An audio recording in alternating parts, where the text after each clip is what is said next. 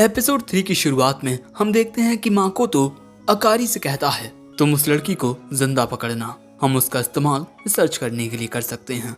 वहीं दूसरी ओर फुताबा और अकारी के बीच एक काफी खतरनाक फाइट होने वाली है। अकारी फुताबा के ऊपर एक फायर किक अटैक करती है और ये आग फुताबा को घेर लेती है, लेकिन यहाँ हम देखते हैं कि फुताबा इस आग को बहुत ही अच्छे तरीके से डिफ्लेक्ट कर देती है, जो देख मिजुकी और आई कहते हैं वो योजाकुरा की सबसे बड़ी बेटी है, तुम उसे कमजोर नहीं समझ सकती अकारी। सो अकारी इन दोनों को इनका मुंह बंद रखने को कहती है, जो बात सुन बेचारी आई इमोशनल हो जाती है। और ये देख माकोतो और आओनुमा कहते हैं अरे इसने तो एक बच्ची को रुला दिया, कितनी बुरी है ये। वैसे इसके बाद माकोतो कहता है चाचा रीइंफोर्समेंट को बुला लो, लेकिन चाचा ऐसा नहीं कर पाता क्योंकि शायद से जो इनके सिग्नल डिवाइस थे उन्हें दादी जी हेडशॉट मारकर उड़ा देती हैं। भैया दादी का निशाना बहुत तगड़ा होता है। अब ये देख माकोतो कहता है अब हम क्या करें, और तभी आओनुमा कहता है शायद से अब मुझे जाना ही पड़ेगा। लेकिन तभी आई बड़ी मासूमियत के साथ आओनुमा का हाथ पकड़ लेती है, इसीलिए आओनुमा आई को आश्वासन देता है तुम जरा भी चिंता मत करो, अगर जरूरत पड़ी तो मैं खुद तुम सभी की जान खतरे में डालकर यहाँ से बच निकलूंगा। वहीं हम देखते हैं कि हमारी टीम के दूसरे मेंबर्स जैसे कि असानो, शिंजो, ननाओ, केंगो और क्यूचिरो तेनपोपो के कुछ चिरकुट लोगों को हराते हुए आगे बढ़ रहे थे, लेकिन यहाँ पर तेनपोपो के लोग बहुत सारे थे और वो वहाँ पर आते ही जा रहे थे। लेकिन तभी अचानक हम देखते हैं कि इन दीवारों के आसपास से कोई लिक्विड निकलता है जो अगले ही पल में तेज कांटों का रूप लेकर इन सभी पर हमला करता है, लेकिन ये सभी उससे बच जाते हैं। और तभी छत तोड़कर वहाँ पर कुरोसावा आ जाता है और वो आते ही असानो पर हमला कर देता है, लेकिन असानो अपनी लाइटनिंग शॉट से उसके हमले को रोक लेता है। और तभी शिंजो असानो की मदद करने के लिए आता है। वो अपनी गन से कुरोसावा के ऊपर काफी सारी फायरिंग करता है, जिससे कुरोसावा की बॉडी बहुत ज्यादा इंजर्ड हो जाती है। और इसके बाद शिंजो कहता है तुम सभी आगे बढ़ जाओ, मैं इसका सामना करता हूँ। जिसके बाद बाकी सब आगे बढ़ जाते हैं, लेकिन तभी हम देखते हैं कि कुरोसावा अपनी बॉडी को पूरी तरह से हील कर लेता है। अब ये देख शिंजो अपनी एक मशीन गन निकालता है जो उसकी पीठ पर लगी हुई है और वो इसी के जरिए कुरोसावा का सामना करने वाला है। वहीं दूसरी ओर फुताबा अकारी से कहती है हम यहाँ पर सिर्फ माकोतो को पकड़ने के लिए आए हैं, इसीलिए तुम सभी को सरेंडर कर देना चाहिए, वरना वे फजूल में बहुत सारी जानें जाएंगी। लेकिन ये बात सुन अकारी अपनी पावर को एक्टिवेट करते हुए कहती है मेरे पास कुछ नहीं है जिसे मैं खोने से डरूं।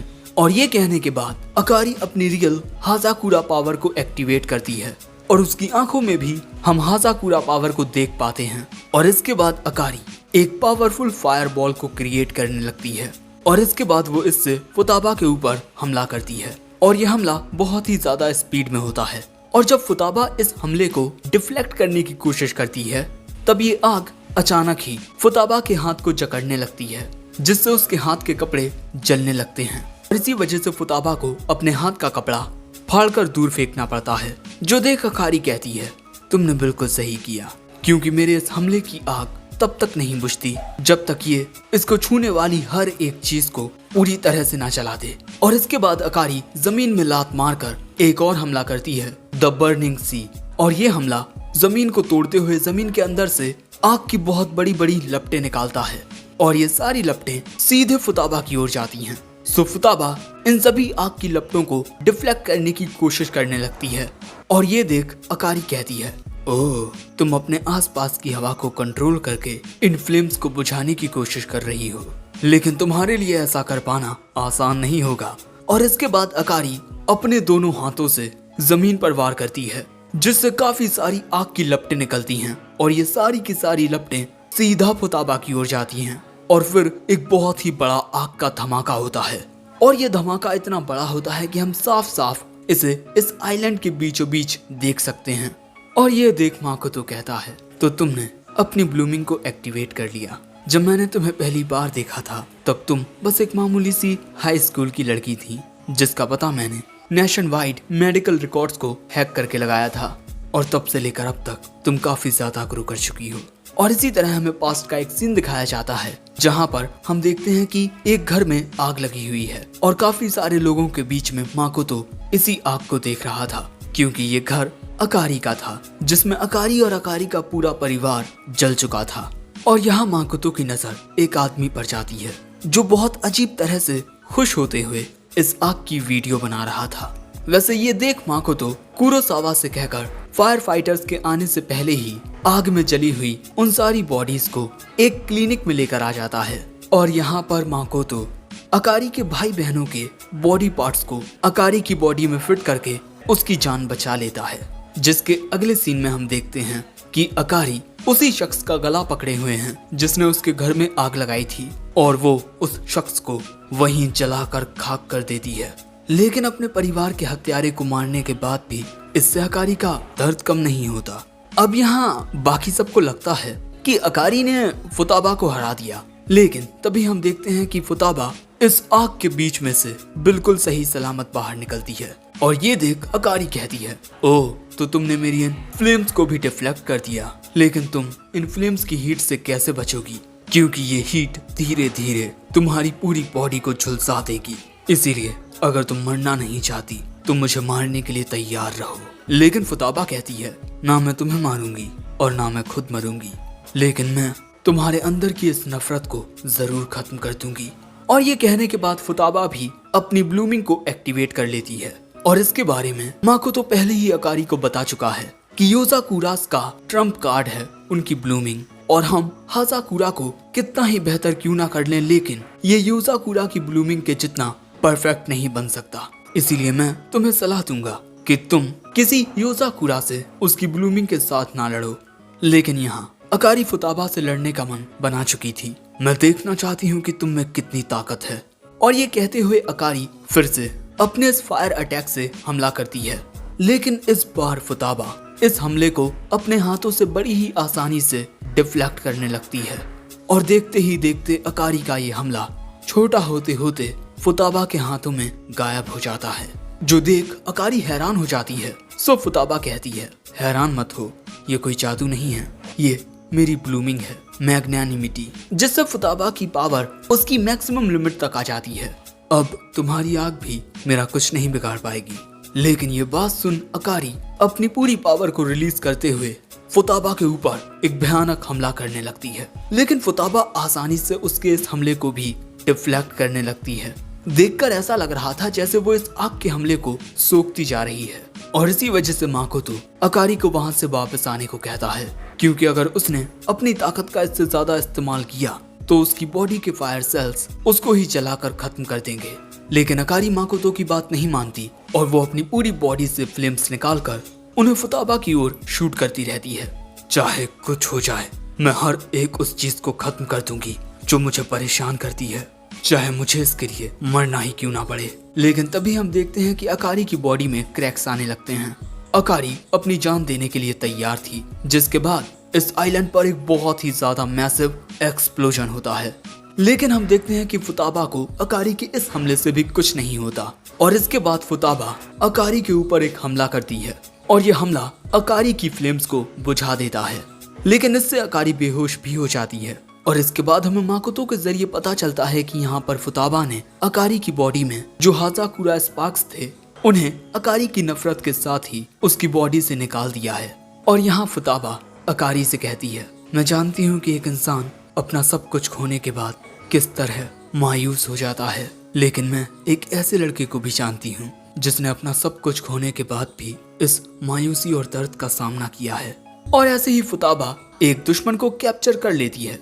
अब ये देखकर माकोतो चाचा से हाइड आउट के अंदर की सिचुएशन के बारे में पूछता है। सो चाचा बताता है कि दुश्मन 2 मिनट के अंदर आओनुमा तक पहुंच जाएंगे। इसके बाद माकोतो कहता है, अगर हमारा ये हाइड आउट तबाह भी हो गया तब भी हमारा सीड सोइंग प्रोजेक्ट नहीं रुकेगा, क्योंकि गॉडेस ऑफ विक्ट्री मेरे हाथों में है। और यहाँ हम मित्सुमी के माँ के शरीर को एक बहुत ही बर्फीली जगह में कैद देखते हैं। दूसरी ओर हम देखते हैं कि शियोन अकारी के जरिए काफी सारे डाटा को इकट्ठा कर लेती है। दूसरी ओर हम केंगो और ननाओ को देखते हैं जो टेस्ट सब्जेक्ट्स को बचाने के लिए जा रहे हैं। और जब इनके सामने कुछ दुश्मन आते हैं तब ननाओ अपनी बाल्टी में से कोई गैस निकालता है जिससे ये सभी बेहोश हो जाते हैं। लेकिन तभी अचानक वहाँ पर सब कुछ जम जाता है, क्योंकि यहाँ पर आ चुका है आओनुमा। और ये देख केंगो कहता है, वाह सब कुछ जमा दिया, गर्मियों में तुम्हें कोई दिक्कत नहीं होती होगी, है ना। लेकिन इसके बाद केंगो अपने पास से कुछ डॉल्स निकालता है और जिसके अगले ही पल में हम देखते हैं कि वो सारी डॉल्स केंगो के साइज में ट्रांसफॉर्म हो जाती हैं। जिसके बाद ये सारे केंगो आओनुमा पर हमला कर देते हैं और अब आओनुमा इन्हीं का सामना करने लगता है। लेकिन आओनुमा अपने एक ही हमले से काफी सारे केंगोस को खत्म कर देता है। लेकिन माकोतो समझ चुका था कि ये लोग टेस्ट सब्जेक्ट्स को बचाने के लिए आए हैं और अगर वो टेस्ट सब्जेक्ट इनके हाथ लग गए तो हमारी पूरी मेहनत पर पानी फिर जाएगा। इसीलिए अब कुरोसावा से कहकर उन सभी टेस्ट सब्जेक्ट्स को खत्म करना होगा। वैसे आओनुमा, मैं चाहता हूँ कि तुम पावर सोर्स को सिक्योर कर लो। अब ये बात सुन आओनुमा एक बर्फ का तूफान सा क्रिएट करता है और वहाँ से अचानक ही गायब हो जाता है। लेकिन दूसरी ओर आई माकोतो से कहती है, उन्हें कुछ मत करना, कुछ टेस्ट सब्जेक्ट्स मेरे दोस्त हैं। सो माकोतो कहता है, मैं तुम्हारे लिए नए टेस्ट सब्जेक्ट्स ले आऊंगा। लेकिन तभी अचानक मिजुकी आई के सिर पर अपना हाथ रखता है जिससे आई अचानक ही कांपने लगती है और वो तभी मिजुकी से माफी भी मांगती है। और अब माकोतो कहता है, कुरोसावा तुम उन सभी टेस्ट सब्जेक्ट्स को खत्म कर दो। और इसके बाद कुरोसावा शिंजो से लड़ते हुए वहां पर मौजूद अपने ही साथियों को खत्म कर देता है और इसके बाद वो वहां से जाने लगता है टेस्ट सब्जेक्ट्स को खत्म करने के लिए। और उसे देख तेनपोपो के बाकी के लोग घबरा जाते हैं क्योंकि वहां से गुजरते हुए कुरोसावा हर एक को खत्म करते जा रहा था। कुरोसावा को मौत से कुछ फर्क नहीं पड़ता, चाहे वो मौत दूसरों की हो या उसकी। लेकिन तभी अचानक एक आदमी कुरोसावा पर एक मिसाइल से हमला करता है जिससे कुरोसावा का आधा सिर उड़ जाता है। लेकिन कुरोसावा अपनी बॉडी को रीजनरेट करके उस आदमी को खत्म कर देता है। दूसरी ओर हम देखते हैं कि शिंजो उसका पीछा कर रहा था और तभी अचानक शिंजो अपने पास से अपना एक नया हथियार निकालता है और इसी से वो कुरोसावा पर हमला भी करता है और इससे कुरोसावा की बॉडी को काफी डैमेज पहुंचता है। और शिंजो ने अपना ये नया हथियार थोड़ी अलग टेक्नोलॉजी से बनाया है जिससे वो अपने इस हथियार का शेप भी बदल सकता है और इसी तरह वो कुरोसावा पर हमले करने लगता है।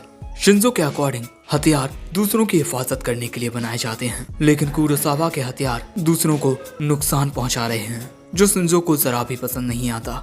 लेकिन तभी अचानक कुरोसावा अपनी बॉडी को अच्छे से हील कर लेता है और अचानक ही फिर इन दोनों के सामने एक बड़ी सी दीवार आ जाती है और ऐसा सियोन ने किया होता है। सो कुरोसावा अपने हाथ को एक ड्रिल बनाकर इस दीवार को तोड़ना शुरू कर देता है और वहीं शियोन शिंजो से कहती है, वो तुम्हारे लिए सही मैच नहीं है, तुम वापस असानो और बाकी सबके पास चले जाओ। लेकिन शिंजो कहता है, नहीं, वही मेरे लिए सबसे बढ़िया मैच है और चिंता मत करो, अगर बात बिगड़ती है तब मैं अपनी ब्लूमिंग को एक्टिवेट कर लूंगा और मुझे खुद को बेहतर बनाने के लिए एक कदम उठाना ही पड़ेगा। और जब शियोन उसे रोकने की कोशिश करती है सो अयाका बीच में आकर कहती है, आप ये कर सकते हैं मास्टर शिंजो।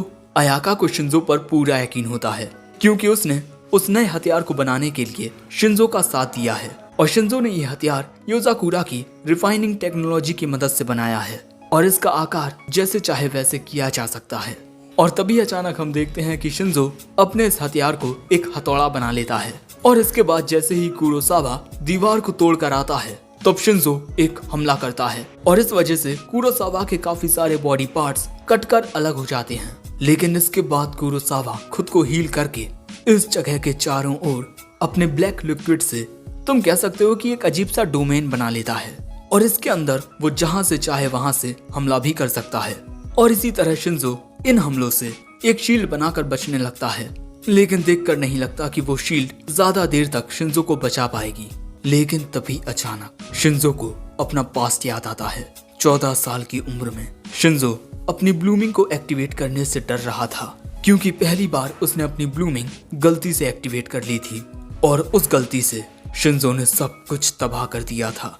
और बस इसी वजह से शिंजो अपनी ब्लूमिंग को एक्टिवेट करने से हमेशा डरता रहा है। लेकिन एक दिन उसकी माँ ने उससे आकर कहा, शिंजो, बड़ी ताकतों के साथ बड़ी जिम्मेदारियां भी आती हैं और इंसान कई दफा उन जिम्मेदारियों के तले दबने लगता है। लेकिन मैं जानती हूँ कि तुम दूसरों की मदद करना चाहते हो, लेकिन तुम इस बात से डरते हो कि कहीं तुम्हारी ताकत उन्हें ही चोट ना पहुंचा दे जिनकी तुम हिफाजत करना चाहते हो। लेकिन मुझे तुम पर पूरा यकीन है शिंजो, तुम्हारे पास दूसरों को प्रोटेक्ट करने की काबिलियत है। और यही याद करते हुए शिंजो अपने वेपन को एक तलवार में बदलकर जमीन में मारता है, जिससे कुरोसावा का डोमेन टूट जाता है। और ये देख कुरोसावा हैरान रह जाता है और आखिर में शिंजो कहता है, तुम जैसे एक हथियार को रोकने के लिए मैं अपने अंदर के हथियार को जगा रहा हूँ, लेकिन प्लीज मेरे हाथों मरना मत। और इसी तरह शिंजो अपनी ब्लूमिंग को एक्टिवेट कर लेता है और यहीं पर ये एपिसोड एंड हो जाता है। सो कमेंट करके जरूर बताना कि तुम्हें ये एपिसोड कैसा लगा और अगले एपिसोड के लिए तुम कितने ज्यादा एक्साइटेड हो। इसी के साथ इस वीडियो को लाइक कर देना, चैनल पर नए आए हो तो सब्सक्राइब करते जाना। And in the end sayonara.